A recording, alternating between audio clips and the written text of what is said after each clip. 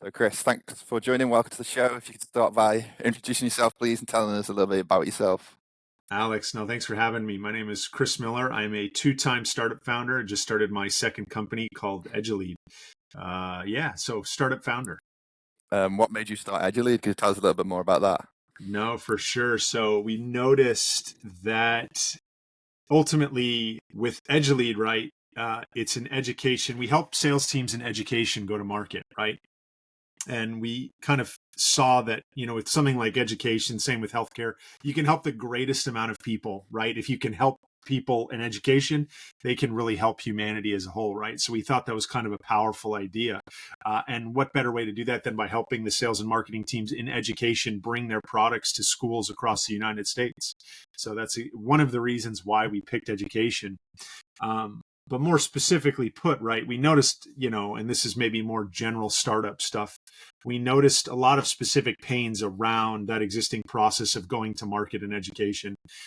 For any of you who are sales and marketing people, on that watch this, like go to market changes every 3, 6, 9 months, right? If you were in sales one day and you left to go live on a deserted island and you came back 6 months later, a lot of the stuff that was working then will not work as well in the future, right?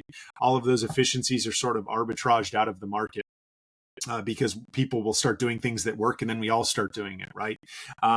And so we noticed that there were lots of those in education go to market, and so we wanted to make it a lot easier for people to connect with decision makers. We wanted to make it easier for people to connect with teachers, so that they could not only sell their platform or service to the teacher and make their day better, but so that they could facilitate all of these wonderful conversations with educators and with students to just keep making product better and better and better.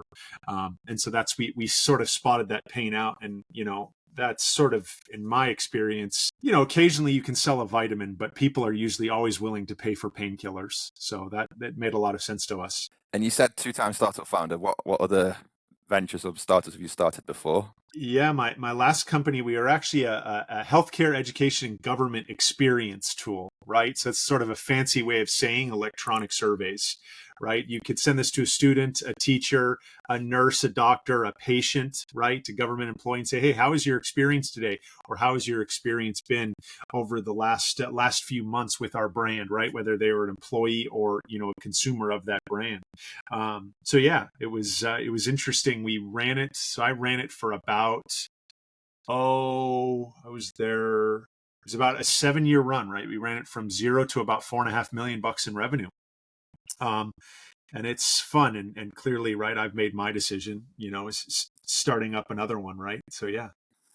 Yeah, you must be crazy to do it and do it again, but I suppose all founders are. And what was it that made you start your businesses? Like, why did you go into the entrepreneurship route? Sure. No, that's the question here. When I was in school, I never felt like anyone else. I always felt kind of like, frankly speaking, weird, right? I'm like, why are these? They're so good at doing, math and reading and science, and they always have such patience for this, right? The minutia and the rules and the organization of it all, which is really great. It's really useful. I was not that student, right? I was always very curious. I always wanted to understand why things were the way they were and how things worked. But for me, like that traditional career path as a result, it just never appealed to me. And, my father, he's actually a foot surgeon. And obviously he's helped a great many people. He's had a tremendous life. But it always felt like no matter how hard I tried, if I went down that route, I would only be able to help so many people each day, right? Now, obviously, it's a bit sort of conceited to even consider. But by starting a company, it felt like, I might be able to help a far larger amount of people, right? Not that being a doctor isn't entirely useful and wonderful and helpful for society. But so it just seemed like, something traditional was just not for me. And not least of which, as an entrepreneur, you kind of get to do new things every day. Like there's nothing, in fact, sometimes it's really great to have a routine, right? Especially as far as prospecting, building pipeline, checking in with team members, these types of things. But in entrepreneurship, there really is no day that's like the one before it. You're either decaying or you're growing, hopefully growing. And that's something I learned really appealed to me. And the reality is it looks kind of like, it's 2 steps forward, 1 step back, right? And the circle is like a corkscrew where you're constantly learning and improving and going back and doing it again and learning and learning and learning. And that just it's always been like so intellectually fulfilling for me. Yeah, I totally agree. That seems a very common theme amongst all entrepreneurs, like the feeling of different in school, the mind working in a different way. There's loads of different theories and arguments around it. And yeah, what was it that made you pull the trigger to say, right, you know what, I'm going for it. I'm going to start a business. I'm going to be an entrepreneur. Did you have a moment like that, or was it gradual? Sure. No, gosh, that's a good question. And it's man, to me, it felt, so I was 25 when I did it. I had graduated college and I had spent 3 years I worked for a manufacturing company in sales, but bringing new products to new markets, which, I'm like, oh, okay, this does sort of interest me. And it's, I had asked myself after that 3 years was up, I kind of asked myself, like, what the hell am I doing here? Right? Is this how I'm going to make the biggest impact for myself, for the world? And this is, we hear this a lot out of founders. Some call it like a bit of a savior complex or whatever it is, right? I don't mean to say it like that, but to me, life is very short. So I'm trying to live it, doing the most impactful things as possible, the most interesting things as possible. And, it's just a constant source of you're just it forces you to grow personally. And it's not I don't mean that oh no, I'm a far better person, although I would agree or argue that I am. You really learn where your blind spots are as a person. You learn where you're pretty terrible. You learn where you're pretty wonderful. You learn how you can make a difference in people around you. And that I think really is something that stood out. But anyways, yeah, I think to me, it just seemed like you can either go at their pace working in a 9 to 5, or you can do your own thing and you can go as fast as you want. You can be as crazy as you want, and you can try and reach for the highest heights. And would you say entrepreneurs are born or made or somewhere in between? Sure. No, they're made. They're made through the crucible, man, through the fire. It's so many people, and you see it on social media, right? I think now we glamorize entrepreneurship, right? And people are only seeing the tip of the spear. They're seeing that one successful guy or girl. And it's, I don't think that it just requires too much of you, right? Natural, being born with it, right? Implies that you might have natural talents for it, which I'm sure all of us have natural talents for everything, right? When you look at it. But ultimately, it just takes so much work, right? And it takes so much work, and few people will do what it takes. Few people have the mindset to be comfortable in a completely ambiguous environment, waking up with no boss, where you're only your compass, it's in your own head and it's completely made up, right? Like, what do I do? Do I reach out to a customer? Do I this? Do I do that? And so it's just it's completely insane. And your prior question about how was I in school, and was I I wasn't like other people. I think I have maybe a greater risk tolerance, which I think is a pretty huge thing, because things constantly go wrong in entrepreneurship. You're never at an ideal. You're necessarily playing with half the deck, right? And I think that just makes a lot of people completely uncomfortable, right? Knowing, and this is the interesting thing, is we hear one common insult I see on Twitter, on social media, is, you guys should stop opining on that. You're embarrassing yourselves, right? And just think of that generally. That's always a really interesting idea to me, because I'm like, oh my gosh, I embarrass myself all day long in Startup Land, right? I am constantly reaching out to new prospects and getting denied, and picking 1 out of 100 that actually buys from me, right?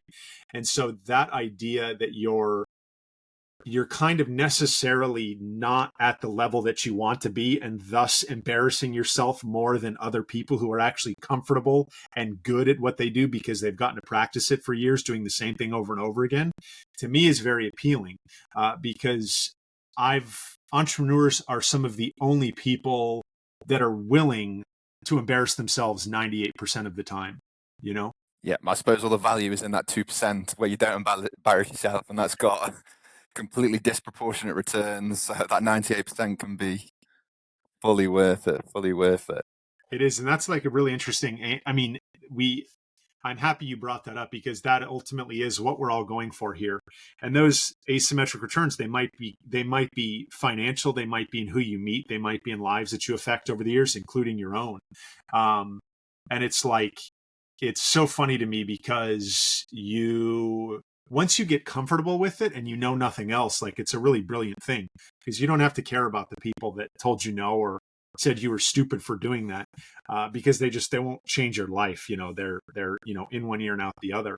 But that remaining 2% that you actually do meet and that you actually do begin to work with, that is really magical. And that's like, it's no different than trying to meet a new friend on a playground when you're younger. If you didn't, go up to them and ask them, right? Nothing was ever going to happen in the first place. So I would totally agree with you. And I guess, yeah, when you say about at school, like sort of disproving, I guess there is a point where sometimes you may have to disprove people. Then once you've proved it to yourself, like maybe you've created a successful business or you've sold a business, that's when you can essentially know that, wow, I'm cut out for this. I'm an entrepreneur and I can do different things. That's an interesting, yes. So God, do I feel cut out for it yet? I don't even know if I've earned those stripes. What happened to me over the last, I just wrote a tweet about this actually, or no, is it one of my YouTube videos? Over the last, call it 10 years of selling, I probably had a few thousand demos and several hundred decision maker meetings, right? And when you're in the moment, you have no idea that the basis for comparison is tough to generate. You have to give things time and space to like learn from them, right? And so having gone through all of that, the one thing I can say is that whether or not you can rest on your laurels and think, oh no, I'm good. I've done it once before. I can do it again. Right. That kind of, it's tough to keep hanging up on that. What you do see though, are all of these patterns. You do know who you think will close in that deal. You do know who's just blowing smoke up your butt, right? You do know who is, they might not buy now, but they will buy later. And that's like been one of the most helpful things is to be able to kind of weed out, frankly speaking, some of the BS of entrepreneurship and to know exactly where your bread is going to get buttered, right? Because there's so much, it's such a, what's the phrase? It's such a fire hose of information, right? When you're talking with customers, you're trying to get them, talking with users, all of these things, you don't really know. Your mind plays tricks on you because you're trying to do all of that. You're trying to meet payroll. You're trying to stay sane in your personal life. So it's just such a deluge of information for you. But when you do it enough, when you do it a second time around, you know what's real. You know what will help you on your mission. You know what will further your cause as well is how I would say that. So yeah. And this is your second time around. Did you learn a lot? Like doing it second time around, you cut out a lot of mistakes and correct errors that you made the first time around? I think I can say yes, confidently yes. And I don't think that's a brag on my part or anything arrogant. I think that there are so many things. How do I even like conceptualize all of that? One thing here, right, that's been really interesting for me, I would say, is you've stumped me with that question, right, of what might be the learning experience between the first and the second one, right? I think a framework this second time around is, how can I get the most for the least amount of work possible? Thereby, if I do a ton of work, I can get 10x what I thought I was going to get, right? There's that. There's this idea, I took on at my first company, I took on venture capital. I should say, me and my co-founders, we took on venture capital. And in my opinion, it was a mistake in hindsight, right? Because something like venture capital, it teaches you a lot of bad lessons. It covers up a lot of mistakes that will always rear their ugly head down the road, right? Those hires that were bad, they're extra painful if you're not venture backed, right? You think you can go faster. And even though we thought we had product market fit, which we did, we realized that we probably shouldn't have been investing as fast as we did. We probably should have been doing a bit more as far as product was concerned. Like I said earlier, we took it to about $4.5 million in revenue, which is, not bad. But ultimately, all of these things, like they all have a cost. And that's something the second time around, you look back and I remember what I did this time, and I'm not going to do that again because I know where that cost leads.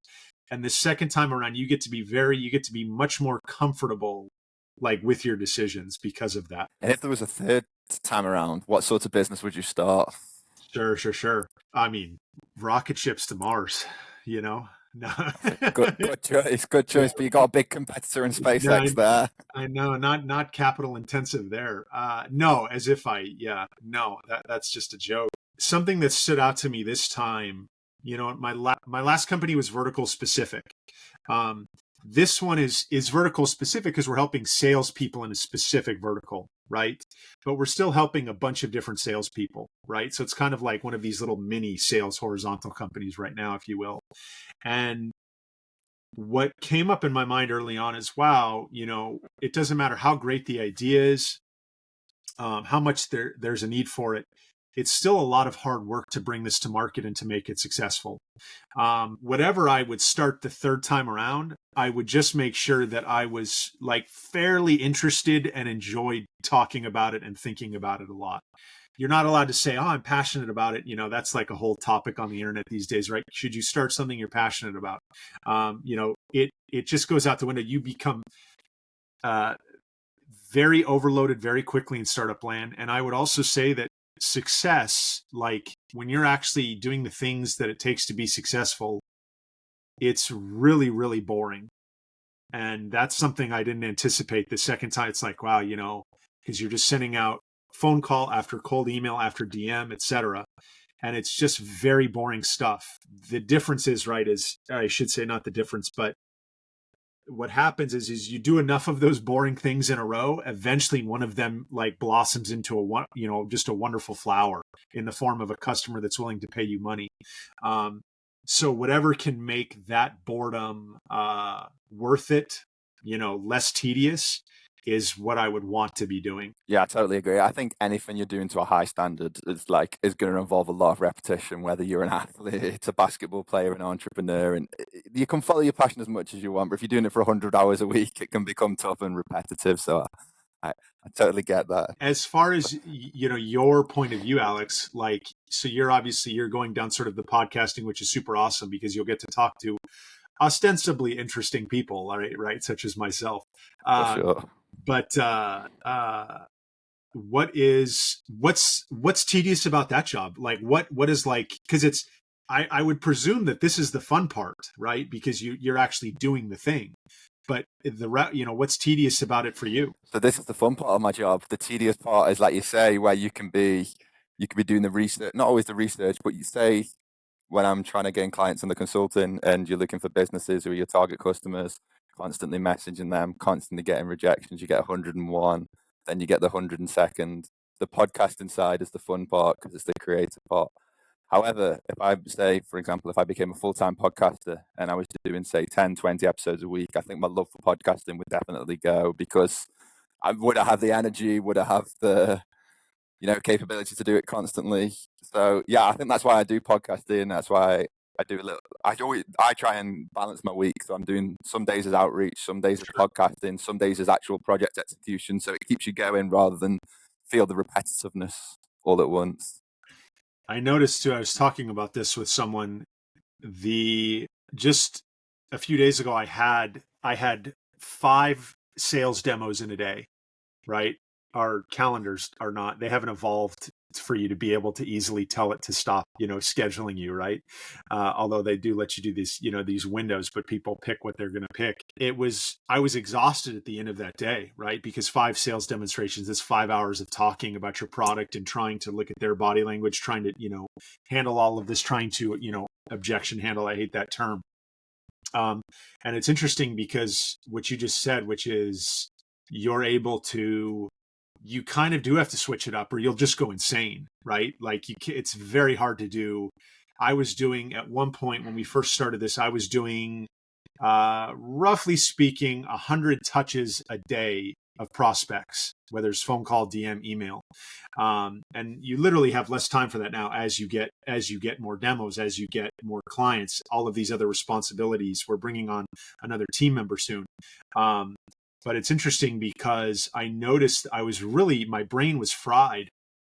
And I realized that, as I get older, I should say, as I get more experienced, I am willing to put in like more time with things, and it does take more out of me, but it's far more productive, right? It blossoms into into far more. So that's just one thought that you that popped into my head about switching things up. And do you think any of this can be automated, or an amount of this can be automated, like the outreaching, the prospecting, the calls?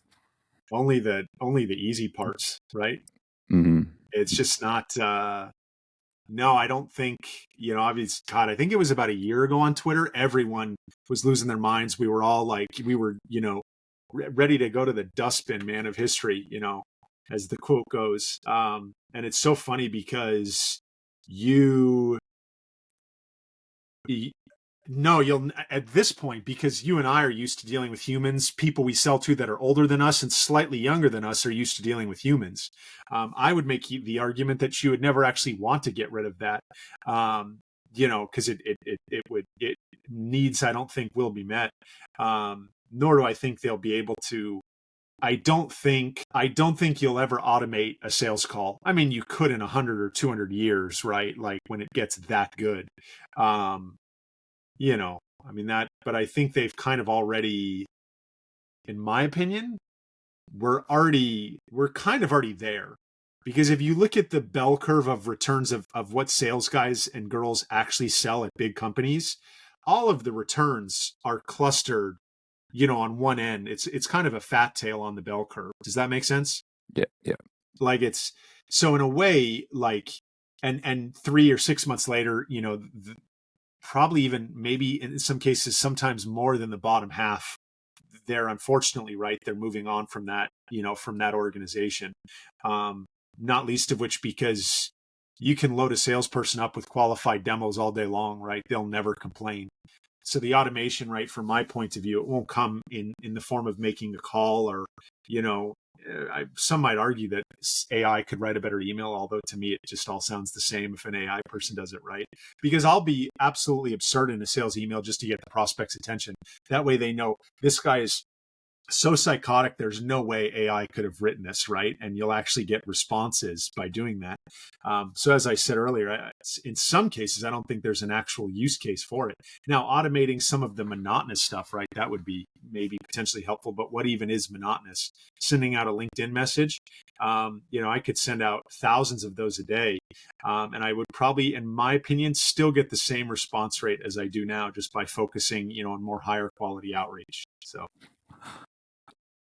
And moving on from that, so moving on just over from entrepreneurship towards the educational side, like what was it that made you start a business in the education space? I know you're touching it briefly, but it'd be good to know more. No, for sure. I mean, you can help a lot of people if you're in education. That's kind of always appealing. The last business I started, majority of it was healthcare. We did some education, some government work. And it was just kind of, it was very, you were helping a few very sick patients, which was awesome. It was gratifying. You were helping a few, beleaguered healthcare workers, right? Really improve the patient experience. And for me, I just wanted something that was broader and maybe a bit more ubiquitous, right? which with education, you can do that. And not least of which, though, I mean, we've all had an experience where we've learned something new, and it's just been like completely wonderful for us, right? I don't need to preach to that choir. But seeing, you know, I have a 5 and a 2-year-old at home now, and 5.5 and 2.5, as they like to remind me. Seeing them learn, you know, I've started taking my daughter rock climbing, which I never did that. I was always, you know, ball sports as a kid, and seeing her learn that, it's amazing. The first time she's quite scared, but then the second time she's a little bit better. Third time she's climbing to new heights. Fourth and fifth time it's like she's been doing it her whole life, right? And seeing her being able to show herself that she can kind of do anything, as the cliche goes, that she sets her mind to. It's just completely awesome for me. So that's why education, I think, is just absolutely tremendous. And it, you know, it can solve almost every ill in this world. So yeah. Yeah, I totally get that, especially when you say it can solve every ill, because so many problems are caused through, you know, lack of education. What do you think about the current education system? Or No, that right. And I can speak from an American perspective. I don't know what it's like overseas. You know, it's tough because ultimately I think it's kind of a really large microcosm of what's going on in society, which is, I think, that teachers, students, parents, and decision makers, right, central office people, district leaders, if I could be so critical, I would say that they're rowing in different directions, it seems like right now. And you could make that accusation against politicians and the populace. You could make it kind of against anyone in any particular like hierarchy or power structure. And I just think, like, if all four of those people were able to put aside some of their differences and come to an agreement on what they want their reality to be going forward, I think 1 + 1 = 5 or 10 or 20, if that, you know, if that sort of analogy makes sense.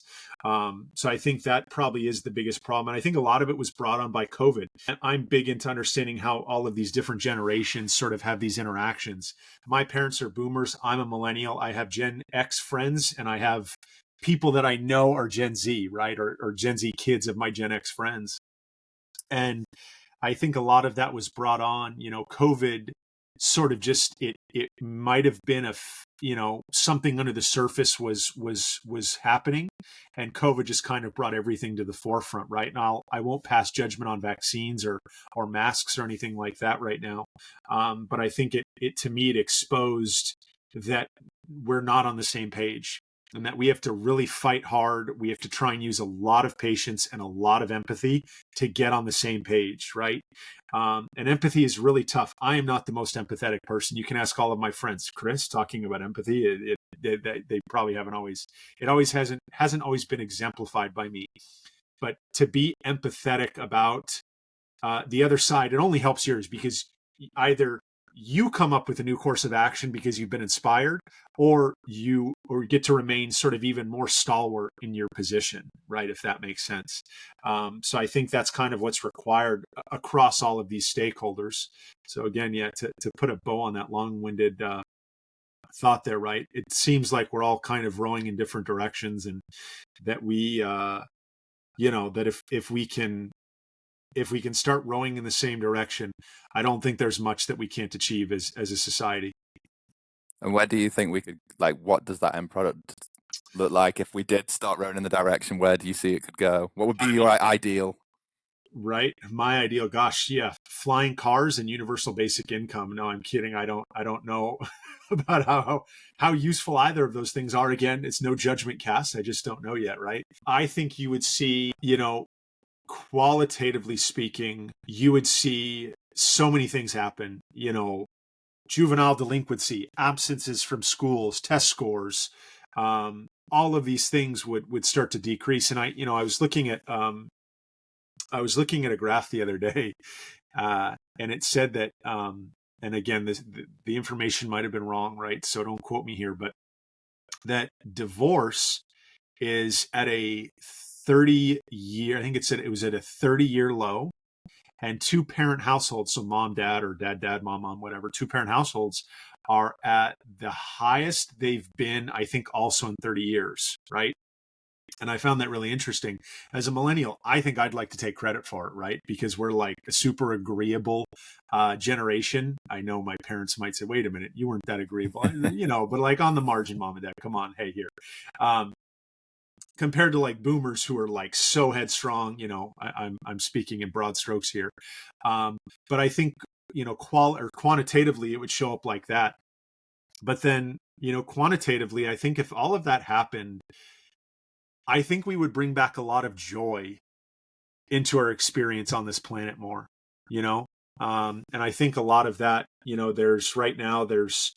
there are nerves, there's anxiety, there's trepidation. The United States still has a problem with gun violence, right? So I think once all of these constituents are rowing in the same direction, I am convinced that all of that goes out the window. And I am convinced that not only do we get back to zero, but we can start building just like an absolutely tremendous future for our children. And on that note, it's like, to me, it's something that I've become obsessed with since I've had children. You really do have to think like, what kind of world do I want these kids to inhabit? And I don't think any of us are very good at thinking about that. I'm convinced, because it's necessarily hard to think about the future. You have to delay your own gratification. You have to have enough context and understanding of your own history to say, okay, these are possible things that might happen, and they still might not happen, right? And that, once I hear politicians talking about, yeah, but what about the future? That is when, that's when I'm going to tune in, and that's when you will have my vote. This is something I said to my wife the other day. I said, education, it's always one of these things. It's like last on the docket, because it takes 18 years for society to receive the return on investment in education, right? And that just completely sucks, right? Right now, it's just instant gratification. Right or wrong in America, there's a big trend towards like fixing the border, which it may or may not be a huge problem. I think people might like rip my head off for that comment. But to me, what are these things that are going to happen 5 or 10 or 20 years down the road, which again, like I said, that example might play into that. But education is one of those things that can like just really change society. For sure, yeah. I think long-term thinking is it's very difficult for politicians, but then people in general, politicians, what they've got 4 years to change the world, and then humans are geared towards survival, so we only think about what we're having for dinner that night or how we're gonna get a roof over our head. So yeah, I completely agree with that. Just a thought, thinking about like the education system. I think for me, I found education system terrible, but I found it almost benefited me in the sense that the education wasn't great. I really struggled at school, but that allowed me to become independent, and now I just do things my own way, and that was a bad thing. But then as you get older, it's like, oh, maybe that's what I think. Seeing that trend in a lot of entrepreneurs, it's like as if bad education systems can create good entrepreneurs, or I yeah, think and once you take a sip of that Kool-Aid, it's tough to go back, right? Like there's a lot of, what's the word? There's safety and routine on one end, right? But man, there's just a lot of fun, if you get to kind of dance to your own music. totally. And so I see a lot of books on your shelf. I see you're obviously big into books. Is that your favorite way to learn? I would say yes, man. Reading is great, and it's interesting because you get to go down rabbit holes as deep as you want. Like you can kind of keep it surface level, or you can kind of really explore these topics, and you can find these hidden patterns. To me, I've learned that if someone actually took the time to write it, it's worth at least paying attention to it in the moment, right? I don't want to mince words. Like obviously sometimes there's just a lot of trash written, and sometimes there are not nice things that are written. But then you get to decide kind of how worthy of it is, and how much you should place it into consideration. And to me, that's like really valuable because you can see these points of view. And it just helps you make sense of the world, and that's, for me, probably the most important thing to learn is, I don't think it ever hurts anyone to understand how the world works, for all of its good, all of its bad, all of its misery, and all of its wonder. To me, especially given all of the stuff I've read about history, there's some really horrible stuff that's happened, and I still don't think I'm worse off for knowing about it. I think I'm far better off for knowing about it, just because I just don't think there's much of a downside, because you can see the stuff coming and you can get ahead of it, right? And you can really learn, how to think critically about these issues. Yeah, they say history doesn't repeat, it rhymes. So the more you know, the more you read on history, yeah, you can see patterns and learn from the past. And This is tough. This is tough. People want it to repeat itself. That way they can make the call right, but it never does. It never does how we think it will. And that's kind of the fun, and that's the scary part of it. yeah, for sure, for sure. And do you have a favorite book, favorite thing you've learned, favorite topic, anything like that? Oh gosh. I mean, history. I'm a big history guy, right? So anything on history, I'm trying to think. I've just gotten done reading volume 1 and 2 of Stephen Kotkin on Stalin. I've actually just gotten done reading it for a second time. I'm trying to think. There was another good one, Orlando Figes. I don't know if you've heard of him. He wrote People's Tragedy, which is a story of the Russian Revolution. If you want to learn about how the world works, if you want to learn about how power works, it's a absolutely phenomenal book, because he breaks the entire Russian Revolution down. I mean, it's pretty thick, but he's covered in a massive subject and kind of all of the inner workings and why it happened and what were the consequences of it happening, in probably about 800 pages. So if you've got the attention span for 800 pages, it's time like completely well spent. Yeah, for sure. I've not read anything on Soviets myself, but Sure. with my limited understanding of the political system and how everything's been there, yeah, it definitely is a good lesson in power. I've read a lot about contemporary Russia, and that's a crazy case study in itself. Do you find like reading around these varied topics, like because some people can have the mantra that very specialized, I am a data scientist, I read data all day. It seems obviously you're into reading different things. Do you find that helps you in your professional life at all? Yeah, it does. I mean, I think it, not least of which is because reading is healthy, right? To kind of it teaches his brain to focus, helps attention span, etc. I think it does. I think it's helped me. I mentioned, like understanding the power dynamic in certain situations has helped, not least because I'm in sales. So I have to understand, what's important to that person, what's important to that person. I like to know what people are thinking. And it's just always been helpful for me. And then also just to even if you can sound, if you're not really, but if you can sound a bit more educated than you actually are, I don't think it really ever, it never hurt anyone to be able to have a good conversation. And people, my friends have always given me a hard time for all of the icebreakers I have, right? But I'd credit my reading with that. You can always find something to talk about with someone, right? Even if it's the weather. Some people say, don't ever start a sales call talking about the weather, unless it's material, unless it's what that person wants to talk about, right? In which case it can lead to a really sort of fulfilling conversation for everyone. And then you're great because you've met a new friend online and you've embarrassed yourself one less time than you were, otherwise going to. And what's the best icebreaker you've had, or is there anything memorable where you've been able to have a conversation about an incredibly unique topic or anything like that? My memory is terrible. Give me a second here. The best icebreaker I've ever had. Best icebreaker I've ever had. Gosh. So one time my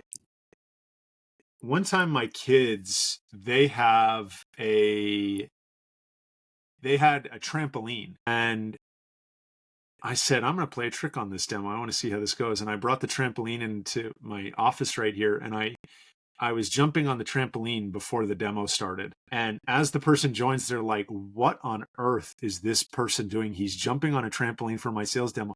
And they couldn't stop laughing. They thought it was the funniest, most bizarre thing. The sales conversation, it was tremendous. They were open books. They were like, we can't tell this guy no because he's just going to jump on a trampoline. And they eventually bought. So point is, the more insane it is, that would be my best icebreaker. It's just a bizarre sort of thing to have happen, right? But I would say anything that is just out of the ordinary for people, they always appreciate it because we just do the same thing all day long. So if you can just be a little bit more memorable than the last guy, man, like let the personality show. Because if they can't take you like that, you're not going to want to work with them anyways, as far as I'm concerned. So you got to be yourself. It's taken me 33 years to learn that, but I can now say that's how I prefer to go about things. So trampolines increase revenues as well. I'm going to take from that. No, I'm joking, but Please really do. good, really good. And just so what would you say the best piece of advice you've ever been given is? It can be from a book, it can be a tweet you've read, or it can be that you've been given in person. Sure. Don't take a sales call on an empty stomach. No, I mean, that's important, but that's not the best. That there's, speaking of food, there's no free lunch. Everything has a cost, and you just have to choose yours wisely. And I'm learning now. I see it with my children. I see it with myself. You're always going to pay for it down the road. So you've just got to choose what you're going to pay for. And no one makes that I don't care how rich you are, how poor you are. No one makes it out of this thing alive, right? I don't mean to be kind of morbid about this. We all end up 6 feet under, at least as of now. I know, I'm sure they're working on some crazy stuff. But there's no free lunch. And so you just kind of have to make the best day. And as a caveat to that, one thing I've learned, that advice was, is not given to me. I'm sure many people have said that. But in startup land, some days are going to be really terrible and some days are going to be really awesome. And the best thing you can do is try and enjoy every single moment of it, because it's all wonderful. It's all a learning experience. It is, in my opinion, like the pinnacle of human evolution. We have arrived at this point that lets me spend 3 hours a day on LinkedIn, right? I know that sounds like a bit of a Twilight Zone, episode to some. But my point is that it's just an absolutely wonderful thing. You get to constantly learn, and you can attempt to help people all day long, and to just enjoy the ride as much as you can. Yeah, cool. That's a great piece to finish off with. Thanks ever so much, Chris, for coming on. Alex, it was great, my friend. You know where to find me, guys. Yeah. Cheers, Chris. Thanks, Alex. Bye.